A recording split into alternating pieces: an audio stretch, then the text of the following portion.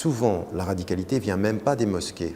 Elle vient de gens qui sont à la périphérie, qui viennent d'entrer dans l'islam ou dans la pratique, par exemple, ou qui viennent de se convertir. C'est le cas de figure que l'on a eu récemment en France. Ce sont des gens qui ont un passé qui est soit un passé blessé, soit un passé de malfrats pour certains d'entre eux, et puis parfois tout ceci se change et avec un vernis islamique on garde les mêmes attitudes mais on a un vernis islamique.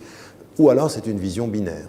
Et vous le savez, psychologiquement, quand vous avez des problèmes avec votre passé, cette espèce de sentiment qu'on peut se purifier de son passé en étant une radicalité par rapport à de nouveaux ennemis joue aussi. Et c'est ce qu'on voit dans les psychologies de beaucoup de ces jeunes. Je trouve que les leaders musulmans ne sont pas assez courageux, et par rapport à la violence des groupes, et par rapport à la trahison des États.